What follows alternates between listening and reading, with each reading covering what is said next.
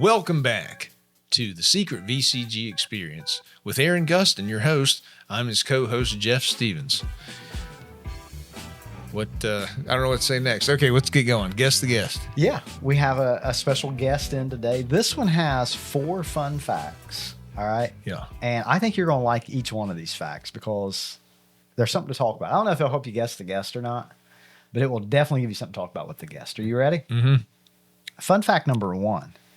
This person alleges that since January the 1st of this year, they have read, start to finish, 69 books. What? That's what they said. They have moved in their lifetime 39 times. This is okay. We got a lot of questions to ask. These are ridiculous numbers. They allege, well, here's one that's crazy. They allege they have 11 siblings, 8 brothers and 3 sisters. Okay. They said that their great-grandfather was a head electrician on the Empire State Building. Huh? The head electrician. They were a head electrician on the Empire State Building during construction. Who was this? Their what? Their great-grandfather. Oh, okay. You got any more outlandish? They've read 30 or 69 books, 67 books, 39 moves. Yeah. What was number 3? 11 siblings. 11 siblings. They have 413 teeth. I mean, there's no way. None of it's true. I believe the moves part, and I believe the siblings. But I want to hear more about these books. Well, I'll tell you what. This person is a executive director who worked in another office in a different role. They recently helped launch the Village Caregiving Elkins position. Oh, okay, Maggie. Maggie, come on in, Maggie. What's up? I needed some extra help, but what's up? Now, there's a rumor going around that you've read nearly 70 books this year. Well, I will say I absorbed them. I've gone through now 70. So a lot of my... Sorry about that. He's a pro. A lot of my time is spent in the car traveling to and from work and with my children, sports and stuff. So I do a lot of audiobooks, which helps me get to that point. So far, I just started yesterday driving down here, book 71. Wow. I'm just questioning the mathematical possibility of this. We've only had what is it? It's the end of May. Yeah. But like in the evenings, 150 days, a book every other day. Pretty much. Yeah. If I'm like doing laundry and chores in the evening and driving kids to sports. Okay. I've always got an audiobook. I've never listened to one single audiobook in my whole lifetime. Say I've got a 300-page novel. How long is that in hours? So I just finished one. It was probably one of the longer ones that I've done, The Golden Finch. Yeah. And that was, I think it's a 22-hour book. So it took me like almost a week to finish that one. Well, these numbers you're putting up, you ain't got a week to waste. I know. And sometimes I'll have multiple books going. Like, depending if I get into like a heavier book, I kind of have to switch and do kind of a lighter book for a little while. Or I'll switch and listen to a podcast or... What's the best thing you've heard this year or read? Oh gosh, I don't have my phone with me. I gotta go scroll. Sometimes I do go through them so quickly that I'll have to go back and I forgot that I've already listened to one, and I have to like start it again. And I'm like, wait a minute. You use Audible or? I do Audible and Libby. Okay, Libby is the free West Virginia book app that you get through West Virginia Library. If you've got a library card, download the app, and there's ones that you can, like Audible books, and then they also just have like ebooks where you can read them. You listening at like a time and a half speed or something? I do a 1.45 or a 1.5. Okay. Yeah. So it goes pretty quickly. Well, you convinced me. I was skeptical. Yeah, I mean, they're all listed on there. 39 moves. 39, yes. You're one of 12 kids. Yes, I'm number 5. Well, Yep. about that. I'm learning a lot. Do we need to do an introduction? Yeah, here? tell us a little bit about yourself. What's your name, title, where I you're from? am Maggie Coleman. I'm executive director of the Elkins office. I started off as a caregiver Wow. and then moved to director of operations at the Clarksburg office. Yeah. And now executive director at the Elkins office. Very cool story. And we'll dive into that a little bit deeper. You have some questions, Jeff, on that card? I do. Ooh. Maggie, you want to do the fast 5 questions? Is a good starter. Okay, number 1. If failure was not an option and money was not a concern, what would you do? So that one's difficult because I think there are just so many endless options to be able to do. There's so much help that the world could use. I would travel for sure as much as I could. And so if this is just hypothetical, if there's no No. hold back, I would be like a fairy godmother to people and just go around the world and help people that just really needed some little help in their lives. It's not, I know there's certain foundations that help a specific brand of people, Yeah. and things like that. I think I would just go all over the world and travel as much as I can and just be like a little fairy godmother to people. A Santa Claus of types. Something like that. What would you provide to them? Whatever they kind of needed in their life. Are we talking Like though, if- from a more of a financial need standpoint, or just advice or If- love or what? Anything that they would need. Just emotional support, just a best friend, just a hug, just help them along in life. I think that would be I agree. a really cool existence to be able to do that. Yeah, I kind of try. Hard to do though. Yeah. we can all do that though a little bit. You can't go around the world like a fairy godmother, but you can walk down to the post office and be kind to a stranger in line and have an honest, genuine, meaningful conversation. Absolutely. And listen to them with empathy. Yeah, absolutely. I mean, you can help somebody reach something on the top shelf at the grocery store. Sure. And it makes their day. Yeah. Good answer. Number 2, what is something that you were confident about 5 years ago that you now think was wrong? Oh, that's a tough one. But I would say that I thought at that stage of my life, like if I planned really well, if I had things planned out, that things go according to plan. And now I know that I'm wrong. I think you can kind of have an idea of where you're going and have somewhat of a plan set up. But the universe is just going to do what it's going to do. And so for me, I've just learned to really take a step back and just accept what the universe is going to give me and kind of be a little bit more adjustable. I see. A little bit more adjustable to life because you can plan for certain things, but it's very rarely going to work out the exact way that you plan. Yeah.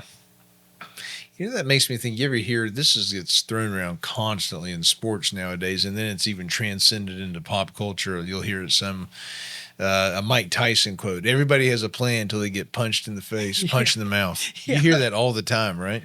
It's become like overused. But my question when I hear that now is like, well, why don't you just plan to get punched in the mouth?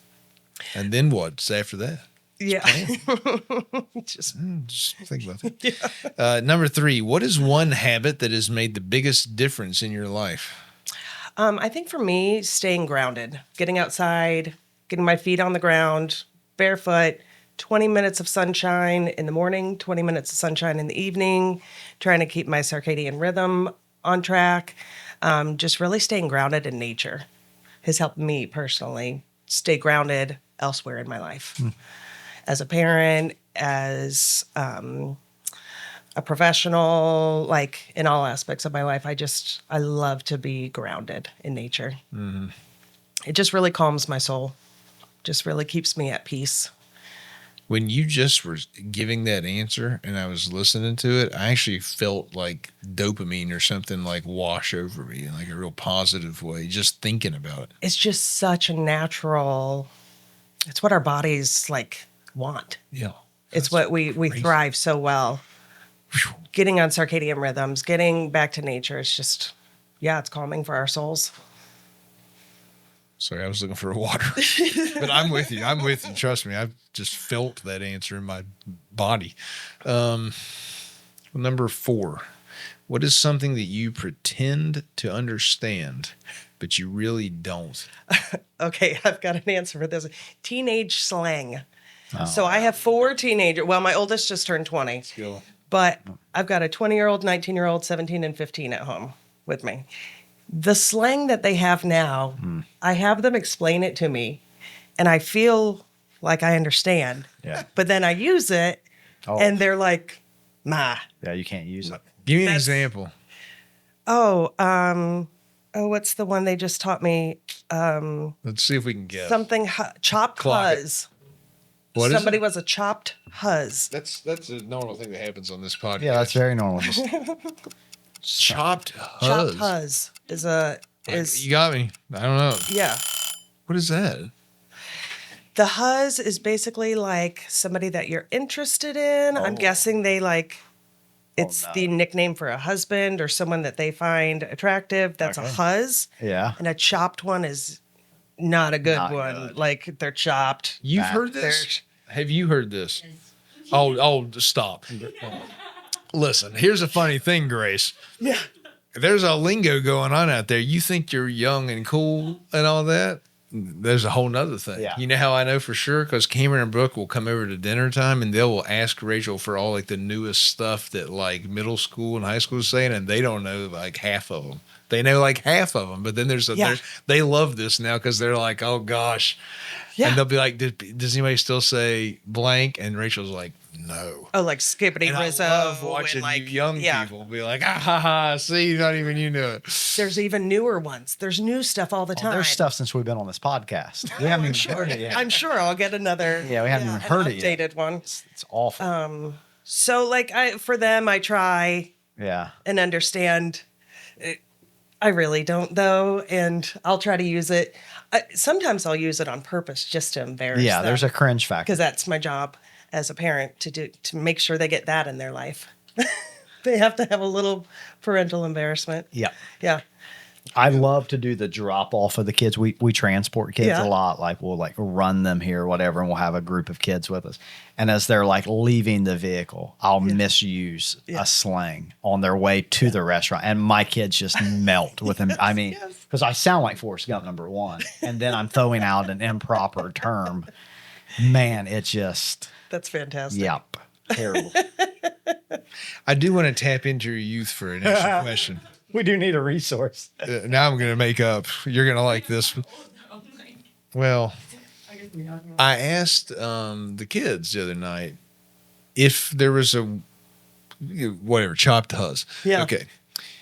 If I at this age, this guy, if I said that perfectly, the right context, Yeah. totally casually, it didn't come off like I was trying too hard. Would I be able to get away with using that phrase and you not really think that much of it? Like if they're What's your answer to that question? So I feel like my answer is yes. And part of that is because I feel like I use like slang or lingo in my day-to-day corporate job still, and you guys just roll with it. Like, if that makes sense. So I think it would go the other way around as well. Yeah. Okay, well, they told me yes also. And I was like, I don't know if I believe that, because if I was whatever and I heard my dad say that just for the first time ever, I'd be like, where did you hear this? Like, it would, I think it would depend on your audience. jump out at I me. think it would. I think it would depend on your audience. Middle schoolers are going to be the roughest crowd. Elementary school, they're going to think it's cool. Middle school is going to be your most brutal crowd to use slang. Yeah. Like, Rachel, I think, would make fun of you no matter what you said, probably. Like, you know what I mean? Like, if you were trying to, like, anything that could be deemed as trying to be cool. Yeah. You know what I mean? Yeah. That middle school age, Rough. that's rough. Yeah. Well, That's a rough one. I contradict myself a hair, but not with Rachel. You're right. With the older kids, I did later on that night as an experiment. I waited Yeah. like an hour. And Yeah. then I slipped one in as normal as you could use it the right way. Yeah. And got away with it for like 10 seconds. And then Cameron's like, oh, he's like, see, I didn't notice that for real. Yeah. I was like, Yeah. okay, well, I think it would depend on the crowd. Like my older kids, they would just kind of probably roll their eyes at me and be like, okay, mom. Yeah. But middle school age, that would be a tough crowd. Clock it. what's one piece of advice you would give? Oh, let's skip that one. I want to go to number 5, which is Last question. This is the easiest one. What is the meaning of life? For me, it's to find happiness. I'm a pretty positive person, but I think just to find happiness, to be happy in yourself. Like no matter what's coming and going or whatever, but just to be happy in life. Yeah. That's my goal in life. And how do you best attain that? Just by maintaining, positive affirmations, staying grounded, just taking a step back and kind of prioritizing things in my life. Like family is so, so, so very important to me. Versus that, like materialistic things are kind of at the bottom. Like things are nice to have, to be comfortable and be able to experience things and stuff like that. So I know that, shelter and transportation, those things are important in life. But like the things that are like so much more important are love, family, feeling. Just all those things are super important to me. And that's what brings me happiness. Would you accept somebody's answer if they said, what would be traditionally viewed as, that to me looks like smoking cigarettes and go to the casino and playing blackjack? If that's what brings them happiness, You accept that's that? Yeah. Yeah. Okay. Yeah. I always tell my children, I'm like, in life, what I hope for you is that you have happiness, that you're happy, and that you have a job that can provide for the type of lifestyle that you want to live. And that's kind of, that's what it's about. It's being happy no matter what you're doing. All right. Thank you. Good answers. You've completed the Fast Five. Thank you. Well, let's talk work a little bit. You have had a lot of exciting things occurring. We've launched a new office. Yes. Right? You were originally at the Clarksburg office, and growth occurs. We get pulled over towards the Elkins area, and there's an opportunity for you to interview and advance over to the executive director position out of Elkins. What's that been like? How many months has that been going on? Who do you work over there with? Sure. So that was, we made the transition between December and January. Yeah. So it was kind of a month there of still going to Clarksburg office, but taking over, absorbing some of those clients into the Elkins office and trying to figure out the logistics of getting that office up and running. They also hired a DO at the same time. And so I got to meet her. Her name is Chelsea Carr. Oh, very cool. She's amazing. Yeah. So we kind of introduced ourselves to each other right before we all went down to Florida for the annual retreat. Sure. And we got our office started in January in the middle of winter in Elkins, which is right in the mountains. So we had a lot of snow, a lot of ice this year, but just gradually chipping away and building it up and getting to know each other and our work styles and training her how to do the job. Yeah. And, and introducing her to Village Caregiving, and trying to be an example Sure. of the company for our new DO as well. So it's been a great experience, and we're just steadily growing and growing. Yeah. We've gotten so much help from other offices too. That's one thing that I so thoroughly appreciate with our company is like our offices are all connected and we can all communicate with each other. I got so much advice and assistance from so many other offices that it's been really nice. It's like big brothers and sisters just helping up the little ones. Sure. I think, the company has a great culture for that, but specifically the area that you're in within the state, those sister offices through there, such a great group of people. They're already connected and they do activities together and have true friendships. Yeah. We have a lot of offices that way, but that's a very unique pocket of Village Caregiving where you're located at. So I think it's really cool you get to experience that and the people you experience it with. A question I have is, what is serving in a director of operations capacity, then moving over to the ED role?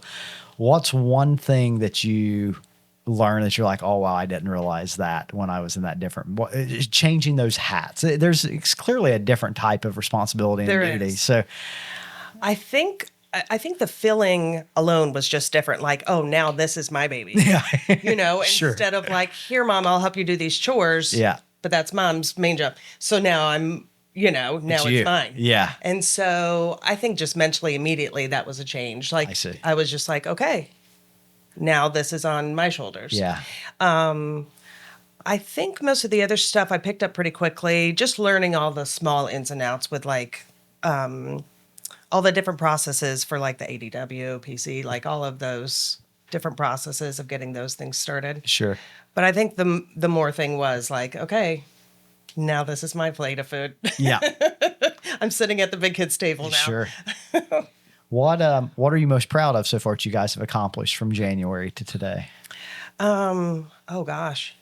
I'm really proud of us starting the brand new office, brand new area, just outreach and getting to know the community. Yeah. Bringing Chelsea on and training her and being an example to her of how we do our things in VCG and how we care for our clients and our caregivers and just what sets us apart from other places, in the area that do the same thing. So I'm really proud that we're starting to make a name for ourselves there. Getting that community and having our own traction, little pocket and stuff and just really continuously growing, like we're never stopping. Yeah. Just always continuously trying to improve. What advice would you give to someone who is about where you were in January? They're coming on board in this role. They're about to open a new office or they're taking over an office. What advice would you give them? To just be patient with yourself. Be kind to yourself. Everything is figureoutable. That's my favorite thing that I tell my children. I'm like, everything is figureoutable. You take a step back. Don't be so hard on yourself and know that your hard work is going to pay off. You will reap the benefits of what you're putting in. You're going to get back. Sure. To just, and be strong with yourself and what you're doing and go do it. Yeah. Just really, you just have to go do it. Very cool. Chris, could you help me with the lights? Let me ask you guys a question. Do you ever watch any Survivor shows? I'm not. I read a lot of books. I don't see a lot of TV. Not a big show person. Do you have like Alone or Survive or anything like that? You a fan of? You talking about like survivalist shows, Yeah. like Alone, or like where you vote people off like Big Brother type? No, not like that. I'm talking like Out in the wild, naked and afraid. Naked and Afraid. I've heard of that Okay, one. well, I was going to try to keep it PG, but yeah, sure. You guys are familiar with the concept. How do you think you would do in a setting like that? Dude. That to me is the ultimate. This has to be a million times harder than it looks on TV. Well, Yeah. to say that if you ever watch one of those shows like Alone, like that guy quit on day 6. Are you kidding me? Okay, go out tonight and just start sleeping in the woods with nothing. See how long you last out there. Kidding? That's awesome. Yeah, Okay, so you have a lot of respect for it's it. tons. Oh, a lot of respect for it, but I think I could hang. Okay. So all my brothers, well, I think almost all of them were all Eagle Scouts before they even got their driver's licenses. Okay. My dad, my older brother went out and did Philmont, like big Boy Scout family. We always went camping. That was like our whole big childhood and stuff. So I think I would fare okay, well, but I don't know but I'm sure, like Jeff said, it's probably a lot harder yeah. with nothing. You gotta have a really rounded skill set. Be able Yeah. to kill stuff. Yeah. Do the Boy Scouty, Build your own build the shelter, but You then guys- also like a botany expert. Like you gotta know, if I eat this, am I gonna get poisoned? Yeah. What can I do with disease? Like you gotta really. Yeah. Sorry, Aaron. Yes. No. So you said something a moment ago that's key to the next question. You said it'd have to be really tough to go out there and do it with nothing. Yeah. Right? Oh, I Does, see. does the studio audience have their voting paddles? Fantastic. All right. So great. So we're going to create a survivor list. Okay. Okay. You get to take 5 items on the trip with you. Okay. Oh, But here's the thing. Okay. okay. We're going to go in snake order. And if someone takes the thing, you can't also take it. Okay. Okay. So Okay. let's say a flashlight. All right. If you take flashlight, it's off the table for us. Okay. It cannot be in our survival pack. Okay. Okay. At the end, we all name 5 items. the studio audience is going to vote on who has the best, not the person, but the pack. Okay. Who created the best survival pack? So this is a memory game. I have to remember what I'll everybody says. I'll list them all. If you say something that, yeah, if you, and it can't be like infinite stuff. Like I would take 17 fried turkeys. It's got to be things that you could actually take on the survival game. Okay. Okay. So these are things fitting in your sack. All right. And you can't say like 18 pounds of cured beef. Right. Okay.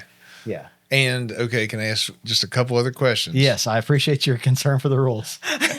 How long are we trying to last out there? The longest. The longest you can go. Who has the and best are we going? Okay. What's our climate?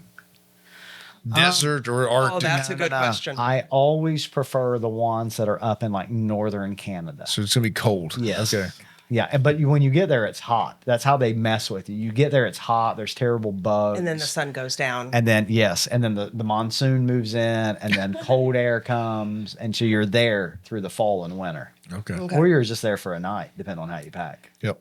Yeah. Okay. So how snake order works is you'll get one I'll get one, he'll get two, I'll get one, you'll get two, And I'll then- get one. Yeah. okay. Okay. Until Okay. we have 5 each. Okay. Okay. Are you guys ready? I mean, I feel more confident about this one than most. I will say that. Okay. Well, let's see what happens. What is One last question. Are there any banned items? We'll get there. If we Okay. if as a group we vote that it's a banned item, Okay. you can't have it. Okay. Fair enough. Okay. Okay. Go. Shelter's the most important. I'm going with a tent. Tent. Okay.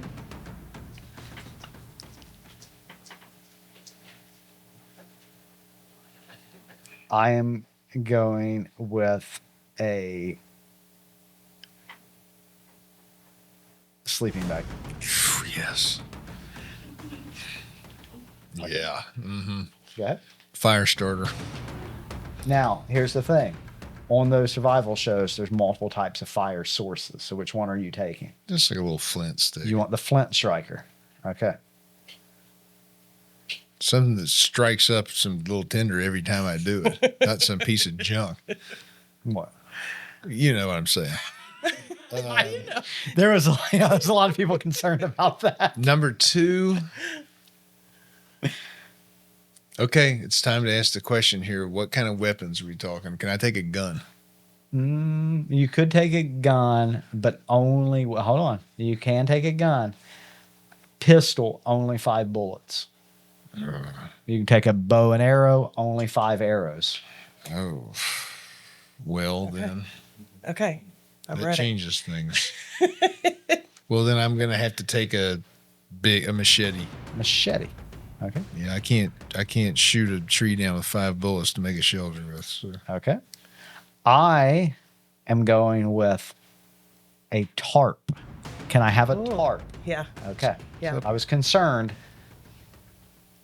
but I appreciate the Yeah. leniency. Yeah. Okay. So you now have I'm doing 2. Yeah. Okay. I'm going with a water purifier. Oh. And I'm going with a box of waterproof matches. Waterproof matches. Okay. Is that duplicating mine? No, That's, yeah. it's not. Flint Okay. striker. Okay. Multiple fire sources. I am going with a pot. Okay, then I'm gonna say a pan if we're gonna play this game. You want a pan? Sure. not Let's give him a kettle. You want a kettle or a pan? There's a difference. One you can have tea, the other one you can have fried fish. Which one do you want? I mean, I thought I had the monopoly on fire over here. No, I said up front. Oh, why not just say a 20-pack of Bic lighters while we're at it? You can. It would be a terrible choice. Why? Well, if it gets wet, it's not going to work. The Flint Striker will. She only has 20 matches. When those I got things are 19 more stuck in my sack. Anyway, if what gets wet? open, the Bic lighter. Oh, what about my flint stick? That's what I'm saying. You're in great shape. That Oh. thing's never going bad. She only has 20 matches. When those are gone, they're gone. Well, I'm gonna need something to boil water in. I mean, The good news is you can normally find some trash that'll do that for you. But I'd like to make this easier on myself. Yeah. And I'd like to be able to hunt a little bit. Maybe that bow and arrow would, because you can keep using those arrows. I'm going to go bow and arrow then. I'll find some trash or something to boil that water in if you don't let me circle back to a kettle. Okay. Oh, I got another pick? Yeah. Kettle. I was wondering. Hold on a minute. Can I backtrack? Yes, I can. Because I don't even feel good ethically about that. Because there is something else I really, really want. Okay. I want some cord, like paracord. Paracord. Okay. I am going to go with a fishing pole. That's a good one. That's a really smart answer. Yep. Almost if it was on the tip of my tongue. Sorry about that. Should have thought about that before your water purifier. You need water more than food. I agree. I'll take it. I agree. I'll take it. Okay, where are we at? Let's see. I've got a tent. I've got waterproof matches. I've got a water purifier. Yes, tent, waterproof. I purifier. don't have a fishing pole, No. unfortunately. What about like a Bowie knife? Oh, you could take a knife. Yeah, he has the machete though, but you have can't a take giant the machete. Yeah.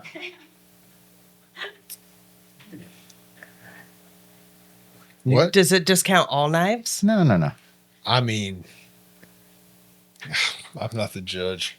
I don't think it discounts all knives. You could bring a pocket knife. That's not a machete. But if you're going to say a different name for a machete, isn't that a machete?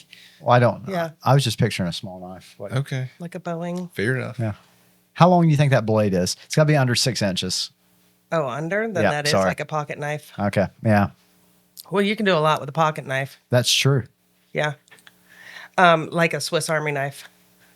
Or like a. You thinking about that? Yeah. You want a Swiss Army knife? Yeah. I'll get you one. Yeah. We'll do a Swiss Army knife. Okay. It's even got little Oh yeah. everything. tweezers and a toothpick at the end. It's got a screwdriver. Yeah. Oh gosh. It's got Build you something out a there. little Swiss Army knife. All right. Your last guess or item. I guess it's not a guess. You're done here. This is all you're taking with you. I think I would take animal furs. Like to wear. Like Animal furs. Like hide. Like animal furs. Like hide. Keep you really warm. I need you to be more specific. Are you taking a squirrel hat or are you No, taking like a almost like an animal hide like outfit like they used to wear like with pants and a shawl thing. I don't know what to write down. I'm just going to put. Oh my God. This is ridiculous. The problem with this game is that none of us are going to make it because you need like the top 5 things to have a chance, and we all drafted them away from each other. I'm just going to put animal fur. And, Animal fur. Yeah. Like a big It's like a good big attempt. blanket. Hey, even. look, I got nothing to sleep in. He already Even took like a bag. big I've been blanket. worried about it for a while. Yeah, Yeah. I've got a tent. I want to stay warm in it. But I got fire and a knife I'll and a bow and arrow. yeah, we so can do like nobody animal could live. fur blanket. But with my trusty Swiss Army knife, I could probably make a little pantsuit out of. I do not have a fire source at this point. Dude, you're going home day 1 if you I know. have any trouble. How are you going to get around this? I know. That's what I'm saying. I mean, because. That's what I'm making the case for you too. Like, I don't think any of us are making it. Yeah. Hold on. Do Maggie. I could get. You have the flint striker. You have the matches. That leaves open quite a few things. Yeah. You've got option of a magnifying I glass, know. I thought about that, but it's Canada in the fall. We're not going to have much sun. blowtorch. Those are pretty awesome. It's also hard to get that magnifying glass to make a flame. Yeah. yeah. I was out in the driveway there showing Rachel that this works and burning up paper, and I, for the life of me, could not get an Yeah. actual flame. It burnt everything up, But not- to the point of a flame igniting. yeah. I think you could probably still make a fire if you got dry enough tinder with it. Yeah, if you've got Magnifying dry glass. leaves, a It'd little be- piece of cardboard. I think it's harder than we think though with Yeah. that. I used to sit in school, in high school, there was a window right behind me in the back of science class, and I would burn holes in my books with magnifying glasses. Never could get one with a spark. Never got a visible flame out of anything in my life with a magnifying glass, though. I'm not a pyro. Sorry. I just think it's really cool. I am going with, would you give me one of the little portable camp stoves? Ooh, like a Coleman camp stove? Exactly. If it fits in if it fits in there. What's it going to run on? It has the little Oh, self-contained. you're taking propane Yeah, too, it's the huh? little How many items you going to get on this? I asked What's on that fishing pole, by the way? All I asked was the question. I said a fishing pole setup. Oh, did he? Because I was about to say a hook that you make my paracord, something I could throw out there. All you got's a rod. Why do I take this serious? I ruin everybody's good time. That's what happens. I'm sorry. I'm sorry. I like me right now. I'm sorry. I actually feel bad. I genuinely do. I'm going to take. I got a lot of work to do on myself. Oh my God. Would I be better off with that or with that? I'm going to take. Oh my God. I'm screwed either way, but I'm going to go ahead and take the waterproof waders. Oh. I'm just going to try to man it out, and maybe I can spark something with some bark and some leaves and get your bow drill going. I know. That's all I can do. It works sometimes. Yeah. Not for me. It wouldn't. No, there's no chance. I could have every single thing all of us have said, and I'm not going to make it very long. That's the problem. That's why I have respect for these people, man. It's crazy. Okay, so I did waterproof waders. Do you know I actually got like really into this at one point in my life? Sarah and I both were, and we went to like a survivalist class one time, and like immediately I was like, there is just no way. I would have to dedicate so much of my life learning time to this. It's just not going to happen. Such a level of suffering that's required. That part, I think I got that in me. Yeah. And I've got an upbringing of like a lot of woods and hunting and stuff, but it is a different level of that level. Like I've got so much admiration for that. It's always fascinating me when I watch it and the thing that takes people out.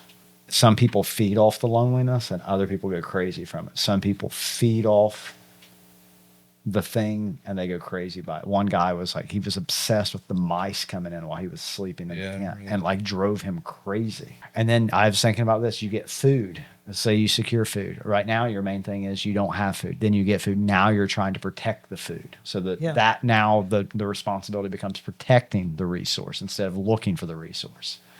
It's just it never stops. It's a lot. It's a nonstop. I was thinking about like bug repellent for mine, but if we're in northern Canada, there's no bugs in fall up there. Who knows what it is? But there's bears, and do you need bear spray? It's a whole thing.